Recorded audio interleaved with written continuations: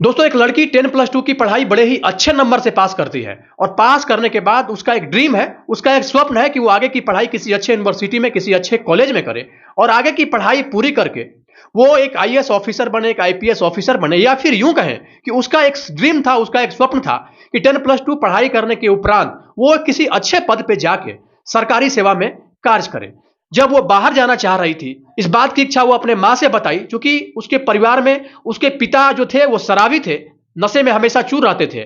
इस वजह से अपने माँ से कही और माँ से कहती है कि माँ, 10+2 की पढ़ाई तो हमारी पूरी हो गई, अच्छा नंबर भी आया है और मैं चाहती हूँ कि आगे की पढ़ाई जाके, हमारी एक फ्रेंड है जो कि लखनऊ में जाके पढ़ाई करती है, मैं चाहती हूँ कि मैं उसी के साथ रह के, वहां पे उसके साथ मैं रह के पढ़ाई करूं।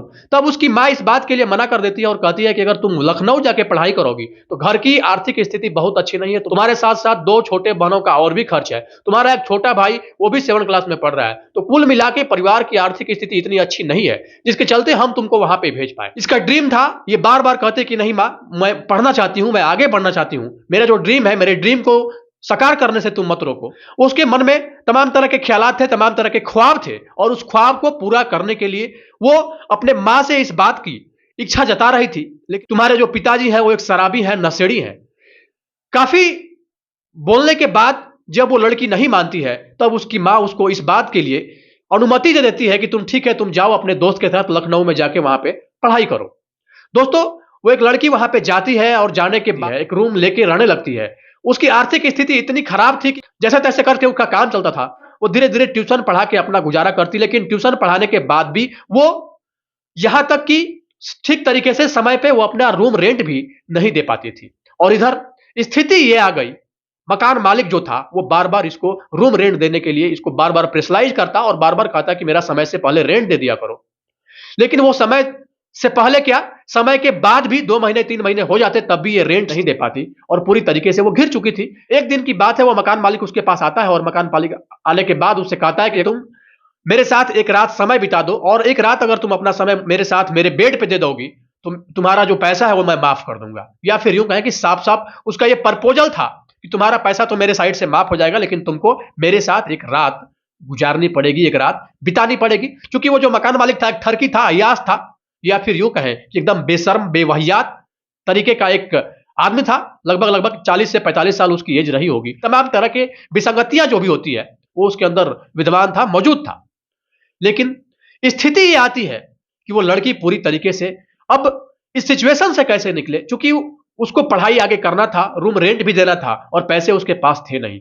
जब इस बात का प्रपोजल मकान मालिक की ओर से आता है, तब ये लड़की उस मकान मालिक के साथ क्या करती है, क्या उसके प्रपोजल को स्वीकार करती है, उसके इस प्रपोजल को स्वीकार करने के बाद उसके साथ रात बिताती है या फिर रात नहीं बिताती है, क्या चीजें होती है। एक बड़ा ही इंटरेस्टिंग और रोचक कहानी है। यकीन मानिए, जब इस पूरी कहानी को आप सुनेंगे तो आप भी सोचने पे मजबूर हो जाएंगे।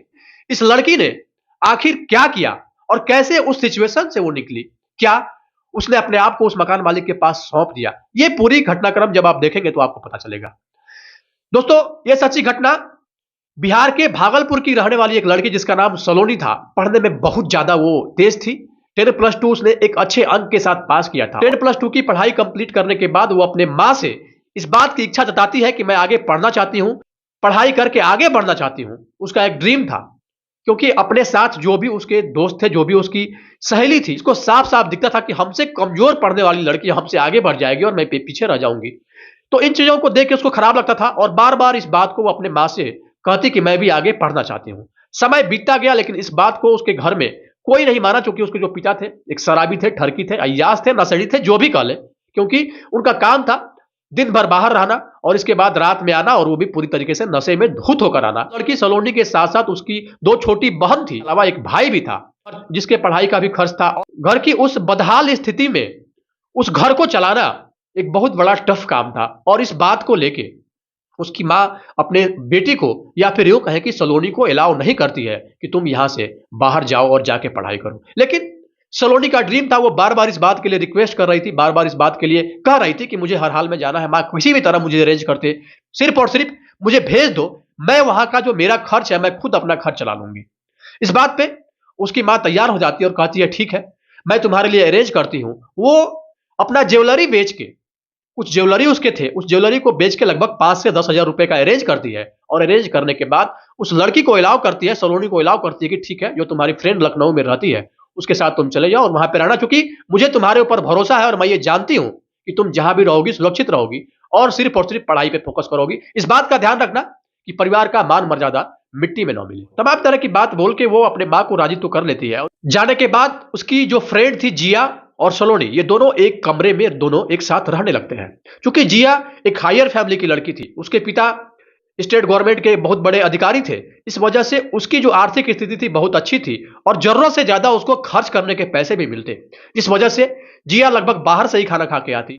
वो पूरे तरीके से पढ़ाई कम और अय्यासी वहां पे ज्यादा कर रही थी। लड़के के साथ घूमना, अय्यासी करना, पार्क में जाना, तमाम तरह के उसके क्रियाकलाप हो चुके थे। सलोनी बार बार उसको इस बात के लिए मना करती और कहती कि ये ठीक नहीं है, क्योंकि तुम अपने घर से आई हो, माँ बाप को इस तरह से अंधेरे में रखना तुम्हें कोई हक नहीं होता है, क्योंकि उन लोगों ने तुम्हारे ऊपर भरोसा करके तुम्हें यहाँ पढ़ने के लिए भेजा है। तब सलोनी को जिया कहती कि तुम अपना डायलॉग अपने पास रखो, मुझे क्या करना है और नहीं करना है मुझे बहुत बहुत अच्छे तरीके से पता है। तुम अपना देखो, तुमको क्या करना है, तुम पढ़ने आई हो पढ़ो, दूसरे के चीजों में टांग अड़ाने की जरूरत नहीं है। वो साफ साफ सलोनी को इस बात के लिए चेतावनी देती। सलोनी धीरे धीरे बोलती। इसके बाद फिर जब समय बीत गया, कुछ दिन के बाद जब इसके बात को नेगलेक्ट करने लगी, तो फिर उसको बोलना बंद कर दी।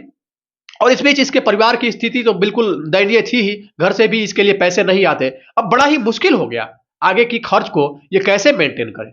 धीरे धीरे बच्चों को जाके ट्यूशन पढ़ाना स्टार्ट कर दिया। ट्यूशन पढ़ाने के बाद खुद को भी समय देना होता था, खुद के पढ़ाई के लिए भी समय निकालना, और खुद के पढ़ाई के लिए समय निकाल के फिर पढ़ाई करना, फिर बच्चों को जाके ट्यूशन पढ़ाना, ये थोड़ा सा टफ काम उसके लिए हो गया था। क्योंकि अगर ट्यूशन के लिए ज्यादा समय निकालती तो खुद के पढ़ाई के लिए समय कम मिलता। किसी तरीके से उसका काम चल रहा था, क्योंकि घर से उसको पैसे नहीं मिल रहे थे, घर की स्थिति बिल्कुल ही दयनीय थी।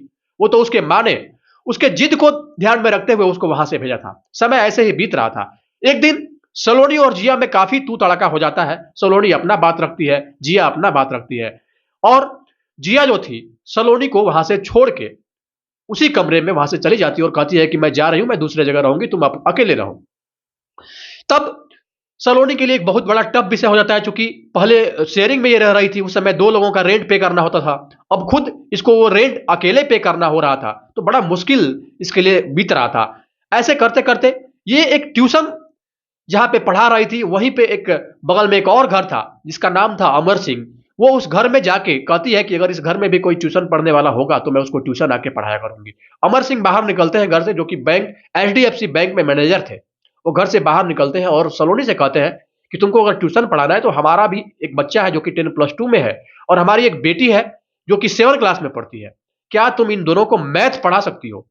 तब जो सलोनी थी, हालांकि वो भी 10+2 की पढ़ाई ही करके गई थी, लेकिन उसका जो सब्जेक्ट था वो काफी स्ट्रांग था, काफी अच्छे तरीके से पढ़ाई लिखाई करके गई थी। तो वो बोली हाँ बिल्कुल मैं पढ़ा सकती हूँ, आप बताइए कि कब से पढ़ाना है। जो अमर सिंह थे वो बोले कि ठीक है आप आके कल से पढ़ा दो। वो अगले दिन से उस घर में भी जाके ट्यूशन पढ़ाने लगती है। समय बीतता गया। समय बीतने के बाद इसको अपने पढ़ाई का समय कम मिलता, इस वजह से इसको 1-2 ट्यूशन छोड़ना पड़ा। लेकिन उसको क्या पता था कि अगर हम ट्यूशन छोड़ देंगे तो हम वो रेंट भी नहीं दे पाएंगे। बिल्कुल ठीक वही परिस्थिति इसके सामने आके खड़ी हो गई। एक दिन जब तो मकान मालिक आके इससे कहता है कि मुझे रेंट 2 दिन का मैं समय दे रहा हूं, 2 दिन के अंदर मुझे रेंट चाहिए, और अगर रेंट नहीं दोगी तो फिर मुश्किल हो जाएगा, तुम्हें खाली करना पड़ेगा। तब सलोनी कहती है कि ठीक है मैं कोशिश करूंगी कि मैं 2 दिन के अंदर ही आपको दे दूं। लेकिन जब 2 दिन के बाद भी ये रेंट नहीं दे पाती है, तब वो जो मकान मालिक था, जो कि बिल्कुल ठरकी किस्म का था, बिल्कुल अय्याश था, नशेड़ी था, शराबी था, जो कहिए, जिस तरीके का टैग अगर लगाना चाहे आप लगा सकते हैं, क्योंकि वो बिल्कुल एक विक्षिप्त मानसिकता का इंसान था। वो दिन भर नशे में रहता था, ठीक वैसे ही जैसे सलोनी के पिता रहते थे भागलपुर बिहार में। स्थितियां परिस्थितियां वैसे ही चलती रही। एक दिन मकान मालिक इसके पास आता है और कहता है कि आज मुझे रेंट चाहिए ही चाहिए, अगर मुझे आज रेंट तुम नहीं दी तो मेरे साथ एक रात आज तुम्हें बिताना पड़ेगा। आप सोच सकते हैं कि उसका साफ साफ संबंध बनाने के लिए एक आमंत्रण देना था कि अगर तुम मेरे साथ आज संबंध नहीं बनाओगी तो तुम यहां से खाली कर देना, और अगर तुम मेरे साथ अगर संबंध आज बना लेती हो तो तुम्हारा जो रेंट है वो मैं माफ कर दूंगा। साफ साफ वो ठरकी मकान मालिक जो था उसका साफ साफ ये खाना था।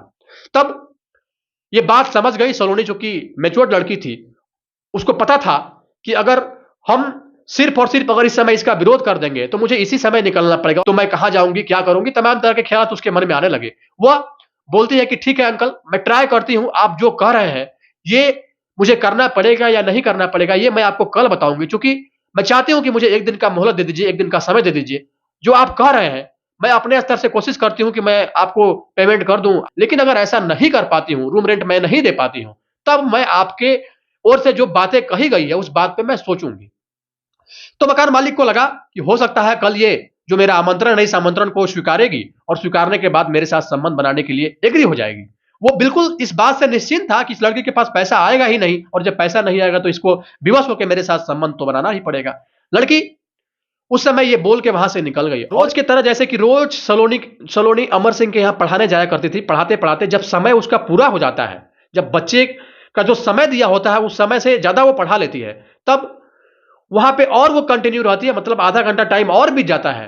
तब उसकी जो स्टूडेंट थी दीप्ति, वहीं पे अमर सिंह की जो छोटी बेटी थी, 7 क्लास में वो पढ़ती थी, वो अपने मैडम से कहती है, सलोनी से कहती है कि मैम आज ज्यादा पढ़ाने का इरादा है कि आज घर नहीं जाएंगी क्योंकि शाम हो जाएगा।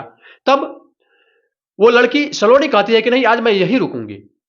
इसके बाद धीरे धीरे समय और बढ़ गया, लगभग 7:30 बजे शाम के आसपास हो गया। तब उसकी माँ आती है और कहती है कि मैम आज आप जाएंगी नहीं क्या, शाम हो रहा है, लगभग 40 से 45 मिनट आपने ज्यादा समय दे दिया। तब सलोनी कहती नहीं आंटी, मैं चाहती हूं कि मैं यहीं रह जाऊं, आज रात मैं यहीं रहना चाहती हूं। तब सब लोग खुश हो जाते हैं, क्योंकि हर कोई चाहता है कि अगर कोई टीचर, किसी बच्चे का टीचर अगर वहां पे एक दिन समय बिताना चाहे, तो कोई भी पेरेंट्स नहीं चाहते हैं कि उसके टीचर वहां पे नहीं रुके। तो सब लोगों की सहमति हो जाती है और उस दिन सलोनी वहीं रुक जाती है। लेकिन रुकने के बाद भी वो इस बात का जिक्र नहीं कर पाती है कि उसके साथ क्या परेशानी है। वो 20 दिन में ही पैसे लेना चाह रही है, ऐसा वो सोच के गई थी, लेकिन वो पैसे मांग नहीं पा रही थी क्योंकि उसका 10 दिन अभी बाकी था। आमतौर पे 1 महीने पढ़ाने के बाद ही पैसे मांगने होते हैं, या 1 महीने पढ़ाने के बाद ही पैसे मिलते हैं, और अगर एडवांस मिल गया तो ठीक है। लेकिन ऐसा कुछ चाह के भी वो नहीं कर पा रही थी, नहीं बोल पा रही थी, क्योंकि जो उसके मन में हेजिटेशन था कि वो मांगे तो मांगे कैसे, 20 दिन में ही पैसे, ये तमाम तरह की बातें उसके मन में आ रही थी। इस वजह से वो पैसा नहीं मांगी। लेकिन जब रात हो गया, उसके लिए अच्छे तरीके से खाने पीने का अरेंज किया गया, क्योंकि वो टीचर थी। पूरी तरीके से खाना पीना खा लिया, और खाना पीना खाने के बाद जब रात हो गया, तब जो अमर सिंह की पत्नी थी वो अपने कमरे में इसको बुलाती है, और ये और सलोनी उसी कमरे में सो जाते हैं। और इस बीच जो ठरकी मकान मालिक था वो बार बार इसके मोबाइल पे फोन करता, क्योंकि आज का ही समय था। क्योंकि अगर उस दिन अगर वो किराया नहीं देती तो उस दिन के बदले में उसको वो रात उस मकान मालिक के साथ सलोनी को बिताना पड़ता। जब समय बीत गया तो 7:30-8 बजे के लगभग मकान मालिक का लगातार उसको फोन आने लगा। वो मकान मालिक का फोन बार बार काट देती। उसके इस हरकत को 2-3 बार तो इग्नोर की, जो अमर सिंह की पत्नी उसके साथ सोई हुई थी, लेकिन वो इस बात को समझ गई कि कोई ना कोई तो मसला जरूर है। तब उस सलोनी से कहती है अमर सिंह की पत्नी कि बार बार फोन आ रहा है मैम, आप फोन उठा क्यों नहीं रही हैं। तब वो बोलती है कि ये मकान मालिक का फोन आ रहा है, ये ऐसे ही तंग करता है, छोड़िए ना, जाने दीजिए। जब बार बार उसका फोन आता, बार बार उसके, क्योंकि अब जो अमर सिंह की पत्नी थी उसके इस हरकत को देख के, बार बार फोन जो आ रहा था उसके इस बात को देख के उसको लगा कि कुछ ना कुछ तो बात जरूर है, इसी वजह से मकान मालिक का फोन मैम काट रही है। तब वो फाइनली पूछ ही बैठती है कि क्या दिक्कत है, क्या बात है, आप बताइए, बार बार क्यों फोन आ रहा है। तब सलोनी रोने लगती है, और रोते रोते उसके साथ जो भी बात हुई थी वो सारी बात सही सही उस अमर सिंह की पत्नी को बता देती है। और यह भी कहती है कि मेरे परिवार की स्थिति बहुत ही दयनीय है, मैं जिद करके यहां पढ़ने आई हूं, मेरा ड्रीम है एक बड़ा अधिकारी बनना, लेकिन मैं चाह के भी लगता है कि मैं अपने ड्रीम को, मैं अपने स्वप्न को साकार नहीं कर पाऊंगी, क्योंकि मेरी आर्थिक स्थिति बहुत ही खराब है। बहुत मुश्किल से ट्यूशन पढ़ा के मैं किसी तरह खाना पीना खा पाती हूं।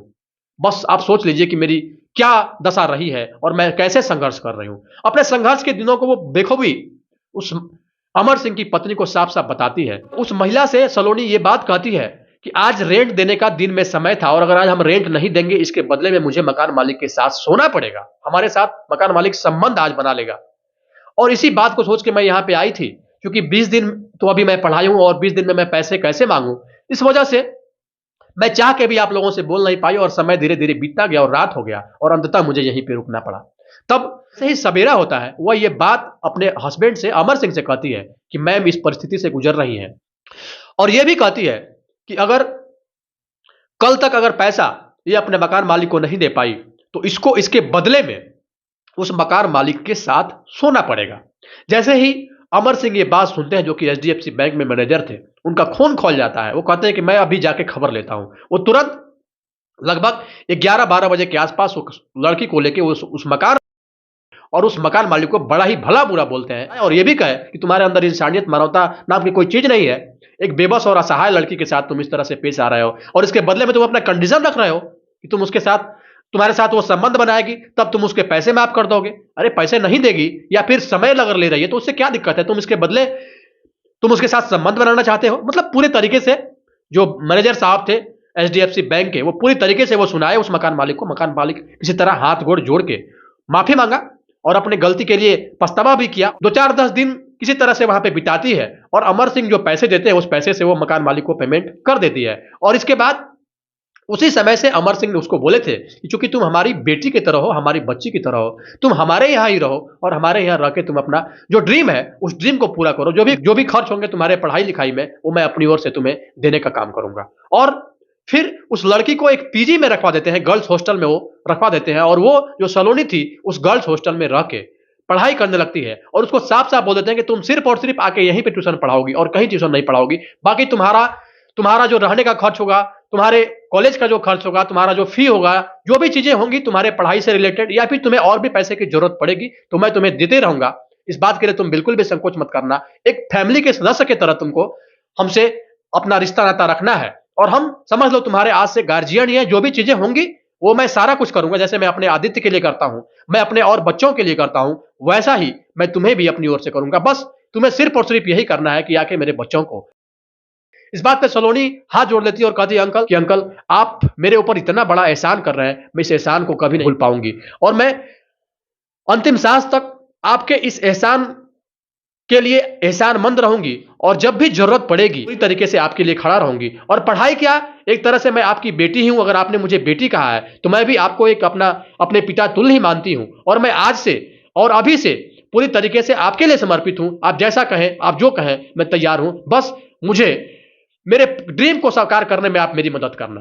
तब अमर सिंह कहते कोई बात नहीं, मैं एक एजुकेटेड हूं, एक पढ़ा लिखा इंसान हूं, मुझे पता है कि शिक्षा की क्या वैल्यू है। तुम बिल्कुल निश्चिंत रहो और अपना पढ़ाई रेगुलर ऐसे ही कंटिन्यू रखो। समय बीतता गया, वो लड़की खुद पढ़ाई करती और पढ़ाई करने के बाद जो भी समय मिलता है 1-2 घंटा वो आके आदित्य और आदित्य के साथ जो उनकी 2 बहनें थी उनको पढ़ाई लिखाई वो करवाती। लड़की अपना बीटेक तो फाइनल की ही, बीटेक फाइनल होने के बाद कई सारे जो भी फॉर्म निकलते उस फॉर्म को भी वो फिल करती और अंततः उसका भी एक गवर्नमेंट बैंक में उसका भी एज ए मैनेजर के पद पे चयन हो गया उस लड़की का और वो वहां पे बैंक मैनेजर के पद पे काम करने लगी। और इधर आदित्य भी, जो कि बेंगलोर में एक मल्टीनेशनल कंपनी है, वहां पे उस आदित्य का भी जॉब लग गया और समय सब कुछ अनुकूल हो गया। उधर वो लड़की भी, सलोनी भी अपने जॉब में सेट हो गई, आदित्य भी इधर सेट हो गया और तब तक जो अमर सिंह थे उनकी जो एज थी वो भी धीरे धीरे ढलान पे आ चुकी थी या फिर यूं कहें कि वो भी लगभग 50 के एज के पार कर रहे थे। अब उनको ये लगा कि ये लड़की जो कि आज से नहीं काफी दिन से मेरे फैमिली के साथ, मेरे परिवार के साथ रह रही है, एक अच्छा रिश्ता हो गया है इसके साथ, तो क्यों ना इस रिश्ते को एक नाम दे दिया जाए। एक कुछ दिन के बाद उस लड़की से वो कांटेक्ट करते हैं और कहते हैं कि सलोनी, मैं चाहता हूं कि तुम आदित्य के साथ शादी कर लो, क्या तुम इस बात के लिए तैयार हो? तब सलोनी कहती है कि आपने मुझे अपने बच्चे की तरह पाला है, एक तरह से यूं कहें कि मेरे हर जरूरतों का ख्याल रखा है। जब जहां मेरे लिए कोई रास्ता नहीं था वहां आप खुद रास्ता बनकर खड़े हो गए, तो मुझे भी इस बात का कोई हक नहीं है कि मैं आपके बात को नेगलेक्ट करूं। मुझे कोई प्रॉब्लम नहीं है। आदित्य, क्या अगर आप रास्ता चलते किसी भी शख्स से मुझे शादी करने बोलते तो आपकी बातों को मैं सलाखों पर रखती और मैं वो काम करती। आप तो आदित्य के साथ मेरा रिश्ता कर रहे हैं, तो मेरे लिए इससे बड़ी खुशनसीबी क्या होगी। वो तुरंत इस बात को स्वीकार कर लेती है और आदित्य और सलोनी की शादी वहां पे हो जाती है। और अब सलोनी को एक नाम भी मिल गया और सलोनी अमर सिंह के घर में उनकी बहू बनकर रहने लगी। इस बात की जानकारी सलोनी की शादी से पहले उसके घर बिहार के भागलपुर का जो साहू परबत्ता एक थाना पड़ता है, उसी थाने की वो लड़की थी, उसको बताया गया और उसके वहां से जो परिजन थे, खास करके जो उसकी मां थी, वो भी उस शादी में आई। दिसंबर 2023 में उन दोनों की पूरे रीति रिवाज के साथ शादी कर दी गई और अब ये दोनों परिवार फल और फूल रहा है। आदित्य और सलोनी भी अपने जीवन में खुश है। दोस्तों, इस घटना को बताने का उद्देश्य किसी को परेशान करना नहीं, किसी के भावनाओं को आहत करना नहीं, किसी के अंतरात्मा को चोट पहुंचाना नहीं, बल्कि आपको सचेत करना है, आपको जागरूक करना है, आपको यह बताना भी है, चाहे आप जिस भी परिस्थिति से गुजर रहे हो, चाहे जितनी भी परेशानियां आपके लाइफ में आए, आपको बस सिर्फ और सिर्फ अपने आप को, अपना इरादा मजबूत रखना है। मजबूत रख के निरंतर आगे बढ़ने के लिए निरंतर कार्य करना है और लगातार करना है। जब आप लगातार काम करेंगे तो एक दिन वो समय भी आएगा जब आप कामयाबी के शिखर के उस पार पहुंच जाएंगे और उस समय जो भी आपके दुश्मन बने हुए थे वो भी आपके साथ आके आज की यही सत्यता है। दोस्तों, बाकी इस पूरे घटना प्रक्रम को लेके आप क्या सोचते हैं? उस लड़की के संघर्ष की जो गाथा मैंने आपको बताई, उस लड़की के संघर्ष की जो कहानी मैंने आपको सुनाई, इस कहानी को सुनने के बाद आपकी अंतरात्मा क्या कह रही है? क्या उस लड़की ने जो संघर्ष किया अपने स्टार्टिंग के दिनों से, अगर वो मकान मालिक के उस प्रपोजल को स्वीकार कर लेती, वो मकान मालिक के साथ संबंध बना लेती, या फिर यूं कहें कि मकान मालिक के साथ अगर वो मैनेज कर लेती, तब इस बात का जिक्र वो अमर सिंह के पत्नी से नहीं कर पाती, और अगर अमर सिंह के पत्नी से इस बात का वो जिक्र नहीं कर पाती तो शायद यहां तक वो पहुंच भी नहीं पाती। बाकी इस पूरे घटनाक्रम को लेके आप क्या सोचते हैं? अपनी राय निष्पक्षता के साथ कमेंट बॉक्स में जरूर दें। बहुत बहुत धन्यवाद, आप जुड़े हुए थे जनतक न्यूज के साथ।